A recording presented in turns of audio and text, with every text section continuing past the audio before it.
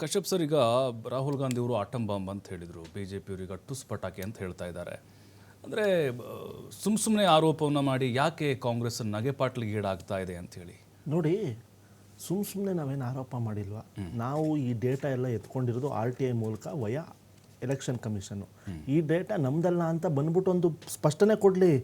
ಈ ಡೇಟಾ ನಮ್ದಲ್ಲ ಅಂತ ಒಂದು ಪ್ರೆಸ್ ರಿಲೀಸ್ ಮಾಡಲಿ. ಈ ಡೇಟಾ ನಮ್ದಲ್ಲ ಅಂತ ಒಂದು ಪ್ರೆಸ್ ಕಾನ್ಫರೆನ್ಸ್ ಮಾಡಲಿ. ಯಾಕೆ ಹಿಂಜರಿತಾ ಇದ್ದಾರೆ ಎಲೆಕ್ಷನ್ ಕಮಿಷನ್ ಅವರು? ಅವ್ರದ್ದಲ್ಲ ಅಂತ ಇದ್ರೆ ಯಾಕೆ ಇಷ್ಟೊತ್ತು ತಗೋತಿದ್ದಾರೆ? 48 ಗಂಟೆ ಆಯಿತು ರಾಹುಲ್ ಗಾಂಧಿ ಅವರು ಪ್ರೆಸ್ ಕಾನ್ಫರೆನ್ಸ್ ಮಾಡಿಬಿಟ್ಟು ಅವ್ರು ಕೇಳಿದ ಒಂದು ಪ್ರಶ್ನೆಗೂ ಉತ್ತರ ಕೊಟ್ಟಿಲ್ಲ. ಒಂದು ಪ್ರಶ್ನೆಗೂ ಎಲೆಕ್ಷನ್ ಕಮಿಷನ್ ಅವರು 48 ಗಂಟೆ ಆಯಿತು BJP ಅವ್ರು ಬಂದು ಡಿಫೆಂಡ್ ಮಾಡ್ತಿದ್ದಾರೆ ಹೊರತು ಎಲೆಕ್ಷನ್ ಕಮಿಷನ್ ಅವರು ನಾವು ಮಾಡಿರುವ ಹಗರಣವನ್ನು ಒಪ್ಕೋತಾ ಇಲ್ಲ. Coming back to the subject sir, ಒಂದು ಪಂಜಾಬ್ ಚಂಡೀಗಢಲ್ಲಿ ಒಂದು ಘಟನೆ ನಡೀತು. ನಿಮ್ಗೆ ಗೊತ್ತಿದೆಯೋ ಗೊತ್ತಿಲ್ವೋ, ಮೇಯರ್ ಎಲೆಕ್ಷನ್ನ ಕರೆಕ್ಟ್ ಯಾವ ಮಟ್ಟದಲ್ಲಿ ಒಂದು ಹಗರಣ ನಡೀತು ಅಂತ ನಿಮಗೆ ಗೊತ್ತು. ಅನಿಲ್ ಅಂತ ಒಬ್ಬರು ರಿಟರ್ನಿಂಗ್ ಆಫೀಸರು, ವಿರೋಧ ಪಕ್ಷದವರು ಹಾಕಿರೋ ಓಟನ್ನು ಅನಿಲ್ ಅಂತ ರಿಟರ್ನಿಂಗ್ ಆಫೀಸರು ತಿದ್ದಿದ್ದಾರೆ. ಆ ಕೇಸು ಕೋರ್ಟ್ಗೆ ಹೋಗಿ ಅನ್ಕಂಡೀಷನಲ್ ಅಪಾಲಜಿ ಮಾಡಿದ್ದಾರೆ ಇದೇ ರಿಟರ್ನಿಂಗ್ ಆಫೀಸರು ಅನಿಲು. ಕ್ಯಾಮ್ರಾ ಮುಂದೆ ಮಾಧ್ಯಮದವರು ಅವರು ಮಾಡಿರುವ ಹಗರಣವನ್ನು ಚಂಡೀಗಢ ಎಲೆಕ್ಷನ್ನಲ್ಲಿ BJP ಪರವಾಗಿ ಕೆಲಸ ಮಾಡಿಬಿಟ್ಟು ಸಿಕ್ಕಾಕೊಂಡಿದ್ದಾರೆ.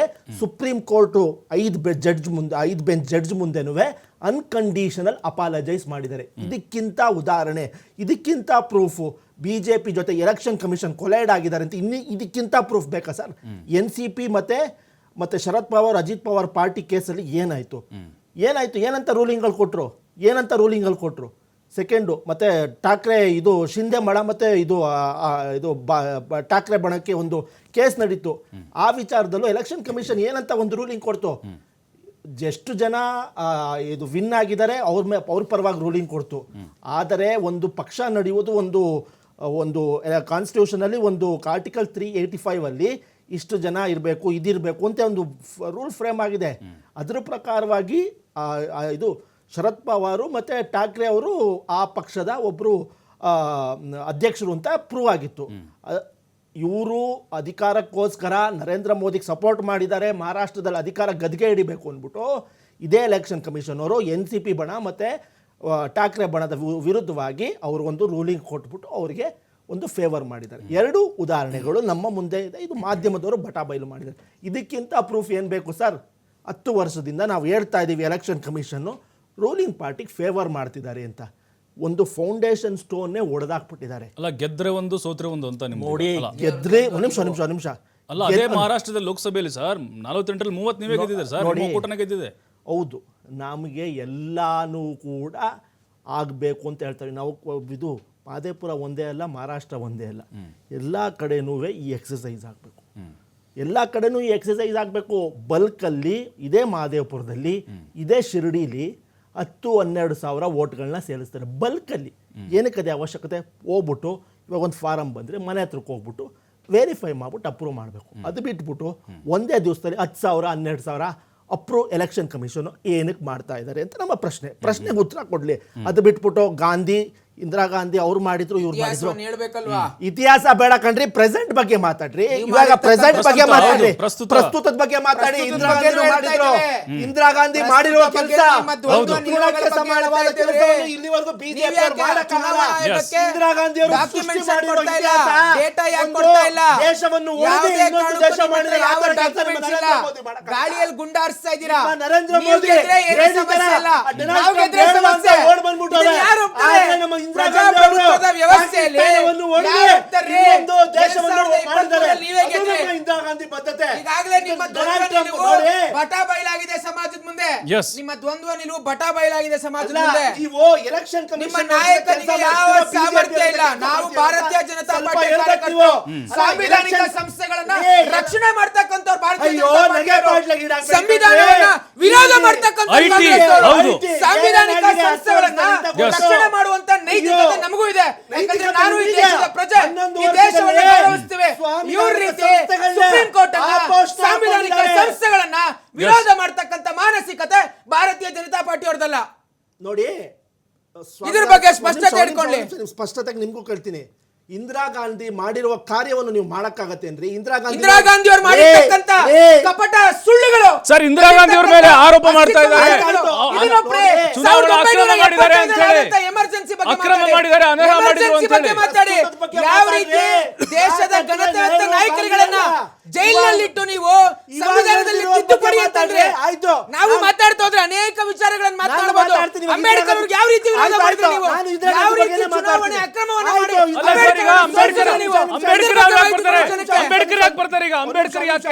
ಸಂವಿಧಾನಿಕ ಸಂಸ್ಥೆಗಳನ್ನ ಗೌರವಿಸಿಕೊಂಡಂತದ್ದು ಅವರು. ಸತ್ಯ ಯಾವತ್ತು ಬಿಜೆಪಿ ಅವರು ಕೈ. ಇವತ್ತು ನಿಮ್ಮ ದ್ವಂದ್ವ ನಿಲುವು ನೀವು ಯಾವತ್ತಿಗೂ ಪಟಾಬೈಲಾಗಿದ್ದೀರಿ. ಕಾಂಗ್ರೆಸ್ ಅವರು ಮಾತನಾಡುವಂತ ನೈತಿಕತೆ ನಿಮಗೆ ಇಲ್ಲ. ನೈತಿಕತೆ ಇದೆ, ನೀವು ಗೆದ್ರೆ ಸಮಸ್ಯೆ ಇಲ್ಲ, ನಾವು ಗೆದ್ರೆ ಸಮಸ್ಯೆನಾ? ನೀವು ಟ್ರಂಪ್ ಸತ್ತ ಆರ್ಥಿಕತೆ ಅಂತ ಹೇಳಿದಂತ ನಿಮ್ಮ ನಾಯಕರು ಯಾವ ನೈತಿಕತೆ ಇದೆ? ನೀವು ದೇಶದ ಪ್ರಜೆಗಳ ನೀವು ಪ್ರಶ್ನೆ ಮಾಡ್ಕೊಳ್ಳಿ. ನೀವು ಯಾವ ನೈತಿಕತೆ ಇದೆ ನಿಮಗೆ? ಇಲ್ಲ ಈಗ ಸರ್ ಈಗ ಒಂದ್ ನಿಮಿಷ ಪ್ರಭು ಅವರೇ, ನೋಡಿ ಇಂದಿರಾ ಗಾಂಧಿ ಅಂತಾರಲ್ಲ, ಇದೇ ಇಂದಿರಾ ಗಾಂಧಿ ಅವರು ಪಾಕಿಸ್ತಾನವನ್ನು ಚೂರ್ ಮಾಡಿ ಬಾಂಗ್ಲಾದೇಶ್ ಬಂದ್ರು. ಇದೇ ನರೇಂದ್ರ ಮೋದಿ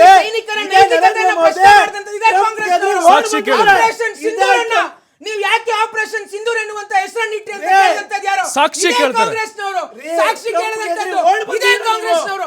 ಇವತ್ತು ನೀವು ನಮಗೆ ದೇಶಭಕ್ತಿಯ ಚಿಹ್ನೆಗಳನ್ನು ಹೇಳ್ಕೊಡ್ತೀರಿ, ದೇಶವನ್ನು ವಿರೋಧ ಮಾಡುವಂತವರು ನೀವು. ಯಾವ ನೈತಿಕತೆ ಇಲ್ಲ. ಸರ್ ಈಗ ಡೊನಾಲ್ಡ್ ಟ್ರಂಪ್ಗೆ ಗಾಳಿಯಲ್ಲಿ ಗುಂಡಾರಿಸಿ ಓಡೋಗುವಂತದ್ದು, ಪಲಾಯನ ಮಾಡುವಂತದ್ದು. ಸರ್ ಈಗ ಕಾಂಗ್ರೆಸ್ನವರು ಮಾಡಿರುವಂತ ಸರ್ ರಾಹುಲ್ ಗಾಂಧಿ ಅವರು ಹೇಳ್ತಾರೆ, ನಾಲ್ಕು ಹೆಸರು ಇದೆ.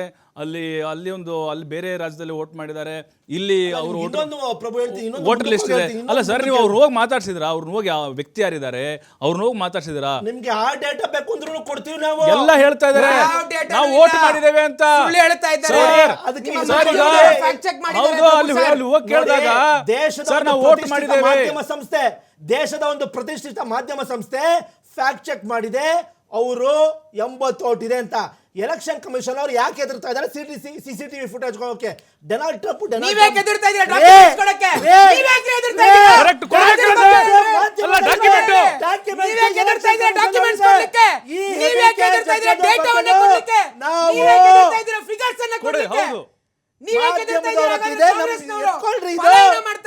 ನಿಮ್ಮದೇ ಮಾಧ್ಯಮದವರು ಮಾಡಿರ್ತಕ್ಕಂಥ ಫ್ಯಾಕ್ಟ್ ಚೆಕ್ ಅಲ್ಲಿ ಬಟಾ ಬಯಲಾಗಿಲ್ವಾ ಕಾಂಗ್ರೆಸ್ ಸಂಸ್ಕೃತಿ?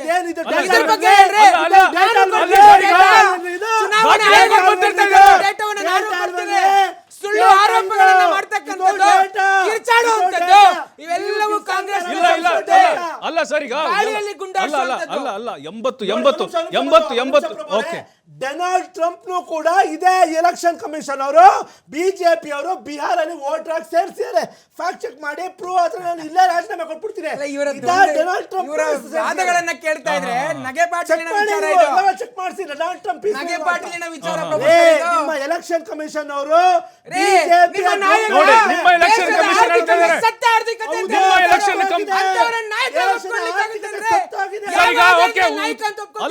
ಉತ್ಕರ್ಷ್ ಅವ್ರು 80 ವೋಟ್ ಅವರು ಐಡಿ ಕ್ರಿಯೇಟ್ ಮಾಡ್ಕೊಂಡು 80 ಜನ ಇದ್ರು ಅಂತ ಹೇಳಿ ಚುನಾವಣಾ ಆಯೋಗ ಅವ್ರನ್ನ ಹೆಂಗ್ ಸೇರ್ಪಡೆ ಮಾಡ್ಕೊಳ್ತು ಅಂತ. ಸರ್ ನೋಡಿ, ಒಂದ್ ನಿಮಿಷ ಕೇಳಿ. ರಾಹುಲ್ ಗಾಂಧಿ ಅವರಿಗೆ ಗ್ರಾಸ್ ರೂಟ್ ಪಾಲಿಟಿಕ್ಸ್ ಬಗ್ಗೆ ಯಾವ ಮಾಹಿತಿ ಇಲ್ಲ.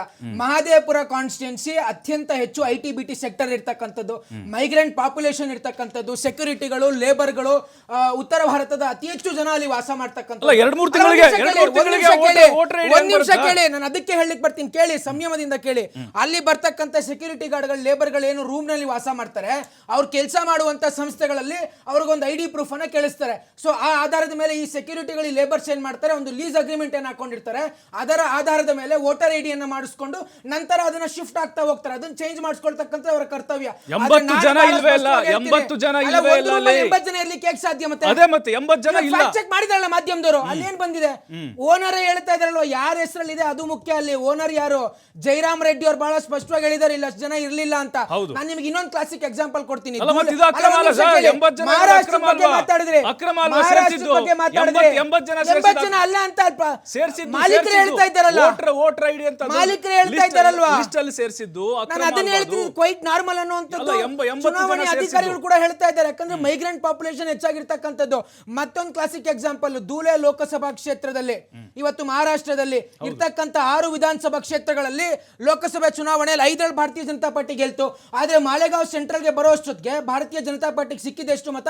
ಕೇವಲ 4,500. ಕಾಂಗ್ರೆಸ್ ಸಿಕ್ಕಿದ ಮತ ಎಷ್ಟು? 1,98,000. ಕಾಂಗ್ರೆಸ್ ಆ ಕಾನ್ಸ್ಟಿಟ್ಯೂನ್ಷನ್ ಗೆದ್ದು ಬಿಡುತ್ತೆ 3,500ದಲ್ಲಿ. ಹಾಗಾದ್ರೆ ಇದು ಮತಗಳ್ಳತನ ಅಲ್ವಾ? ಇದ್ರ ಬಗ್ಗೆ ಮಾಹಿತಿ ಕೊಡ್ರಿ. ಈ ರೀತಿಯ ದ್ವಂದ್ವ ನಿಲುವುಗಳನ್ನು ಇಟ್ಕೊಂಡು ಗಾಳಿಯಲ್ಲಿ ಗುಂಡಾರಿಸಿ ಯಾವ ಡಾಕ್ಯುಮೆಂಟ್ಸ್ ಅನ್ನ ಕೊಡದೆ, ಫ್ಯಾಕ್ಟ್ ಫಿಗರ್ಸ್ ಅನ್ನು ಕೊಡದೆ ಪಲಾಯನ ಮಾಡುವಂತದ್ದಲ್ಲ. ನಿಮಗೆ ಸಾಮರ್ಥ್ಯ ಇದ್ರೆ, ಬದ್ಧತೆ ಇದ್ರೆ ಡೇಟಾವನ್ನ ಕೊಡ್ರಿ. ವಿತ್ ಡೇಟಾ ಮಾತಾಡ್ತೀನಿ, ಕೊಟ್ಟಿದ್ದೆ ಡೇಟಾ. ನಿಮ್ಮ ರಾಹುಲ್ ಗಾಂಧಿ ಅವ್ರ ಡೇಟಾ ಇಲ್ಲ. ಅಲ್ಲ, 4 ಸರಿ, ನಾಲ್ಕು 5 ಜನ, ಯಾವ ಡೇಟಾ ಕೊಡೋದು? 4ರಿಂದ 5 ಜನ, ಬದ್ಧತೆ ಇಲ್ಲ ನಿಮಗೆ, 4ರಿಂದ 5 ಜನ, ನೈತಿಕತೆ ಇಲ್ಲ. ಸಂಪೂರ್ಣವಾಗಿ ಎಲೆಕ್ಷನ್ ನಿಮ್ಮನ್ನ ಅಲ್ಲ, ತಿರಸ್ಕಾರ ಮಾಡಿದ್ದಾರೆ. ಕೆಲಸ ಮಾಡ್ತಾರೆ. ಅಲ್ಲ, ಹೇಗೆ ಸಾಧ್ಯ? ಸಮಸ್ಯೆ ಹೇಗೆ ಸಾಧ್ಯ? ನಿಮಿಷ ಪ್ರಭು ಅವರೇ, ಶಿರಡಿ ಲೋಕಸಭೆ ಕಾನ್ಸ್ಟಿಟ್ಯೂನ್ಸಿಲಿ ನಿಮ್ಗೂ ಡೇಟಾ ಕೊಟ್ಟಿದ್ದೀನಿ, ನಿಮ್ಮ ಮಾಧ್ಯಮದಲ್ಲೂ ಮಾತಾಡಿದ್ದೀನಿ. ಒಂದು ಬೂತ್ ಅಲ್ಲಿ, ಒಂದು ಮನೇಲಿ 145 ನಾನು ಕೊಡ್ತೀನಿ. ಗಾಂಧಿನಗರದ 20 ಬಾರ್ 10 ಅಡಿ ಇರ್ತಕ್ಕಂಥ ಒಂದು ಮನೆಯಲ್ಲಿ 2023ರಲ್ಲಿ 80 ಜನ ಮತ ಹಾಕಿದ್ದಾರೆ. ವರ್ಣದಲ್ಲಿ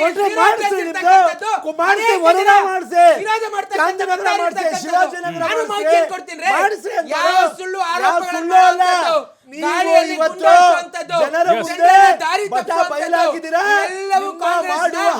ಸಂಸ್ಕೃತಿ ನೀವು ಮಾಡುವ ದುಡ್ಡನ್ನ ಕೊಳ್ಳಲು ಚುನಾವಣೆ ನಡೆಸಿದ್ ನೀವು, ನಾವಲ್ಲ. ವಾಲ್ಮೀಕಿ ಹಗರಣ ಮಾಡಿ ಚುನಾವಣೆ ಮಾಡಿದ್ ನೀವು. ಉತ್ಕರ್ಷ್ ಅವರೇ, ನಿಮ್ಮ ಅವಧಿಯಲ್ಲಿ ಇದೆಲ್ಲವೂ ಕೂಡ ಸರ್, ಈಗ ಬಿಹಾರದಲ್ಲಿ ಪರಿಷ್ಕರಣೆ ಮಾಡ್ತಾ ಇದ್ರಿ. ಅಲ್ಲ, ಈಗ ಎಲೆಕ್ಷನ್ ಬರ್ತಾ ಇದೆ. ಅಲ್ಲ, ಎಲೆಕ್ಷನ್ ಬರ್ತಾ ಇದೆ. ಈಗ ಎಲೆಕ್ಷನ್, ಬಿಹಾರದ ಎಲೆಕ್ಷನ್ ಬರ್ತಾ ಇದೆ. ಅಲ್ಲಿ ಹೊರಗಿಡ್ತಾ ಇದ್ದೀರಿ, ಅಲ್ಲಿ ಹೊರಗಿಡ್ತಾ ಇದ್ದೀರಿ. ಮತ್ತೆ ಈಗ ಕರ್ನಾಟಕದಲ್ಲೂ ಅಷ್ಟೇ. ಈಗ ನೋಡಿ, ನಾವು ಒಂದೊಂದು ಹೆಸರಲ್ಲಿ 4 ಐಡಿಗಳು ಅದು ಕ್ರಿಯೇಟ್ ಆಡೋರು ಹೇಗ್ ಬಿಟ್ರಿ ಅಂತ ಹೇಳಿ. ಅಲ್ಲ, ಒಂದ್ ನಿಮಿಷ ಕೇಳಿ. ಈ ವಿಶೇಷ ಪರಿಷ್ಕರಣೆ ಅನ್ನುವಂಥದ್ದು ಇದೇನು ಹೊಸದಲ್ಲ. ಜವಾಹರ್ಲಾಲ್ ನೆಹರು ಅವರು ಕೂಡ ಮಾಡಿದ್ದಾರೆ, ಕಾಂಗ್ರೆಸ್ನ ಸರ್ಕಾರಗಳು ಕೂಡ ಮಾಡಿದೆ. ಹಾಗಾದ್ರೆ ಇವತ್ತು ವಿರೋಧ ಮಾಡ್ತಕ್ಕಂಥ ರಾಹುಲ್ ಗಾಂಧಿ ಅವರು ಬಿಹಾರದಲ್ಲಿ, ಕರ್ನಾಟಕದಲ್ಲಿ ಯಾಕೆ ನೀವು ವಿರೋಧ ಮಾಡ್ತಾ ಇಲ್ಲ? ಈ ವಿಚಾರಗಳನ್ನ ಹೇಳ್ರಿ. ಆದಿವಾಸಿಗಳನ್ನ ಏನಕ್ಕೆ ಯಾವ ಆಧಾರದ ಮೇಲೆ ತೆಗಿತೀರಿ? ಆದಿವಾಸಿಗಳ ವಿರೋಧಿ ಬಿಜೆಪಿ, ಯಾವ ಆಧಾರದ ಮೇಲೆ ತೆಗಿತೀರಿ? ಚಾಮರಾಜಪೇಟೆಯಲ್ಲಿ, ಶಿವಾಜಿನಗರ, ಶಾಂತಿನಗರ, ವಿಜಯನಗರ ಎಲ್ಲ ಅದ್ರ ಬಗ್ಗೆ ಮಾತಾಡ್ರಿ. ಮಾಡಿಸ್ತಾ ಇಲ್ಲ. ಕರೆಕ್ಟ್. ಚುನಾವಣಾ ಆಯೋಗ ಹೌದು ಡಾಟಾ ಕೊಡ್ತಿಲ್ವಲ್ಲ? ಹೌದು, ಚುನಾವಣಾ ಆಯೋಗ ಕರೆಕ್ಟ್. ಚುನಾವಣಾ ಆಯೋಗದವ್ರು ಕೊಡ್ಬೇಕು ಸರ್. ಸಿಗ್ನೇಚರ್ ಮಾಡಿ